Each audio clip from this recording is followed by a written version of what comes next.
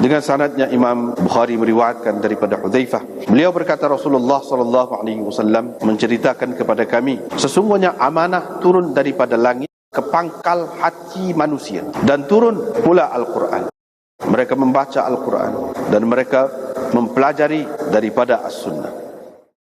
Cerita Hudzaifah, dia kata Rasulullah sallallahu alaihi wasallam bersabda, amanah turun daripada langit di pangkal hati manusia, dan Quran turun.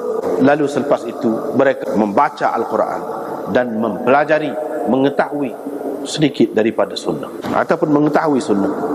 Jadi hadis ni sebenarnya hadis yang panjang, tapi sini direngkaskan. Maksudnya amanah ni perasaan bertanggungjawab manusia. Amanah tu turun daripada langit ke pangkal hati manusia, ke umbi hati manusia. Maknanya Allah SWT buat manusia ni, dia faham apa itu tanggungjawab, apa itu peranan dia, kerja dia. Dia kalau dia buat benda salah, dia berasa dia bersalah, tak sedap dia berasa. Kalau dia buat benda boleh, dia berasa suka, senang hati. Tanggungjawab ni, perasaan tanggungjawab itu ataupun naluri, ya. Tanggungjawab Tuhan letak di umbi hati manusia.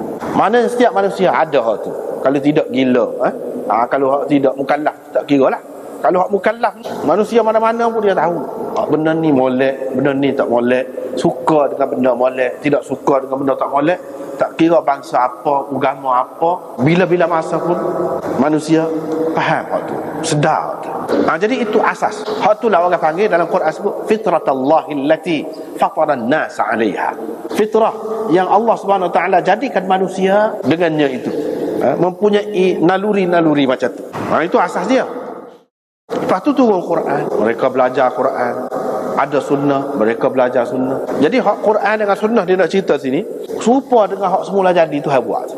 Jadi Quran dengan sunnah ni bukan ajar suatu ajaran yang bercanggah dengan fitrah semula jadi manusia. Tidak. Fitrah semula jadi manusia nak kepada Tuhan. Kalau tak ada Tuhan, hati dia tidak tenang. Fitrah manusia begitu. Dan dia tengok sekeliling dia ni pun semua memerlukan yang lain untuk kesempurnaannya. Daripada kecil lagi, dalam keadaan tak erti basuh berak, tak erti nak makan, tak erti apa, ada orang lain bimbing, atur dia. Dan dia memerlukan kepada hak tu. Kalau tak ada hak tu lagu mana? Daripada sekecil-kecil benda sampai sebesar-besar benda, semua perkara ada berlaku. Lepas tu apabila dia besar, mak ayah mati, siapa dia lagi yang ada? Yang jangan. Itu semua manusia faham. Manusia mana-mana pun faham. Ada satu kuasa. Dan kalau tak bagi hak ni, dia akan dahaga. Dia akan meronta-ronta, kata manusia. Kalau tak bagi hak ni. Dengan sebab itu, kalau tak bagi pun dia akan cari jalan juga. Dia akan adakan juga Tuhan-Tuhan. Cumanya dengan cara tak betul lah. Dia akan ambil juga Tuhan. Sebab apa? Naluri bertuhan ada di dalam umbi jiwa manusia, hati ada. Tuhan buat dah. Supaya naluri takut. Setiap manusia ada takut. Terseduh ayat berani sama mana pun. Dia ada sifat takut. Ada kasih sayang, ada kesian belas. Orang jahat sama mana pun, dia ada kesian belas. Sekurang-kurangnya kepada orang yang dikasihinya. Kepada orang lain dia tak ada. Dia ada. Jadi ini sebagai neraca, sebagai penimbang yang asas untuk nak timbang hak lain-lain. Tuhan buat dah dalam diri manusia. Nak kepada agama, tidak puas dengan hidup ni, nak hak puas lagi, nak hak puas lagi. Dia dapat segala-galanya dalam hidup pun dia berasa tidak dapat apa satu. Itu naluri itu. Nak kepada sesuatu yang tidak nampak, iaitu akhirat.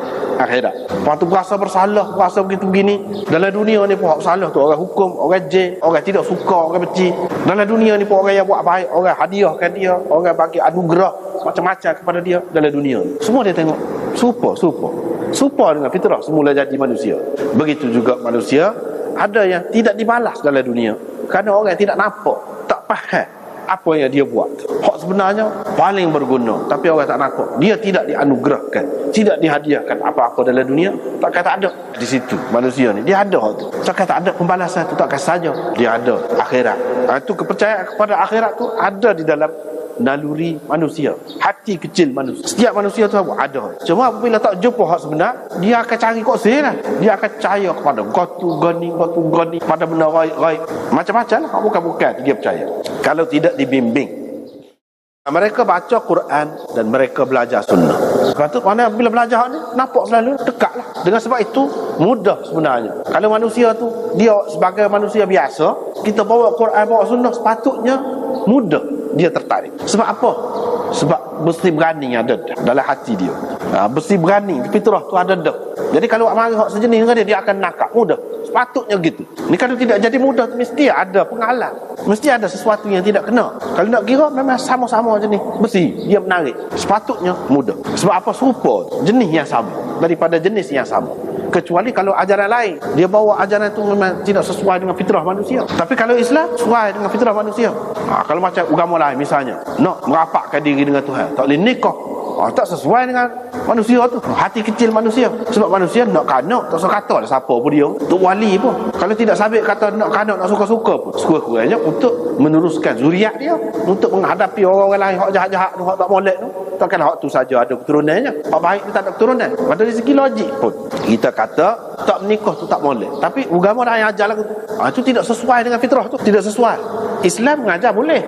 Supaya juga manusia nak milik sesuatu. Kalau tak ada hak milik, dia rasa tak puas. Kalau ikut cara sport komunis, sport sosialis, kerja lah mana-mana pun serupa, boleh hasil dia serupa. Tak puas tu. Sebab tu ajaran itu tidak sesuai dengan fitrah manusia. Ajaran yang sesuai dengan fitrah manusia ialah manusia boleh memiliki sesuatu. Boleh milik. Bila dia milik, dia rasa puas. Ajaran Islam ajar benda lagu tu lah.